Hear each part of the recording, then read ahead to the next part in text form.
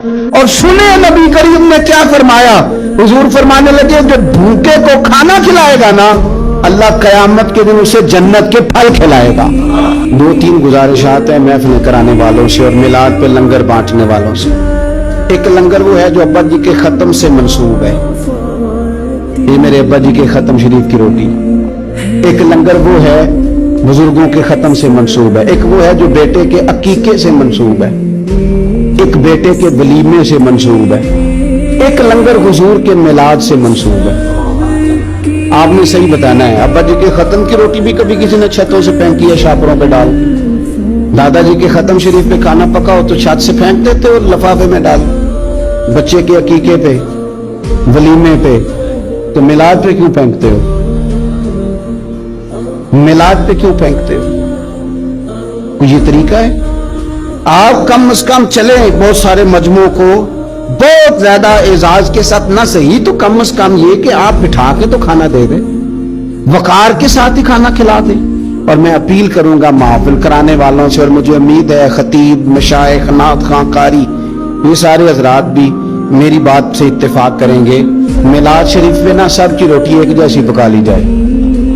जो गरीब खाए वही पीर खाए, जो आम खाए वही नात खां खाए, जो सारे खाएं वही पीर साहब, सूफी साहब, दरवेश साहब, खतीब साहब, मेहमान खुसूसी साहब भी खाएं। और यारो कुछ लोग रोज गोश्त खाते हैं, कुछ घर ऐसे हैं कि अगर चावलों में गोश्त पड़ भी जाए ना तो सारे बच्चों को बोटियां नहीं मिलती। उन घरों में बच्चे ना गोश्त के लिए लड़ते हैं कि मैंने बोटी खानी है, मैंने बोटी खानी। और बाप परेशान, गरीब, कमजोर दूर बैठ के देखता है कि मेरी जेब में ज्यादा पैसे होते तो मैं ज्यादा गोश्त लाता। ऐसा ना हो कि हम मिलाद शरीफ पे ज्यादा गोश्त डाल के चावल हमने पकाए हुए हों और उसे पता हो कि आज बैठा के एजाज के साथ रोटी खिलाई जाएगी, तो अपने तीनों बच्चे गरीब आदमी साथ ले आए और उसका 3-4 साल का बच्चा जब उसे 3-4 बोटियां इकट्ठी मिले तो अपने अब्बा जी से पूछे, अब्बा जी आज खैर है, आज बड़ा गोश्त मिल रहा है, खैर है? तो फिर तुझे मिलाद सिखाना नहीं पड़ेगा, पढ़ाना नहीं पड़ेगा, बताना नहीं पड़ेगा। उसका बाप जब उसके कान में कहेगा ना, पुत्र आज राज राज के खा, आज मदीने वाले महबूब का मिलाद शरीफ, आज मिलाद है हुजूर रसूल करीम अलैहिस्सलाम की महफिल नूर में तो आया है। और सुने नबी करीम ने क्या फरमाया।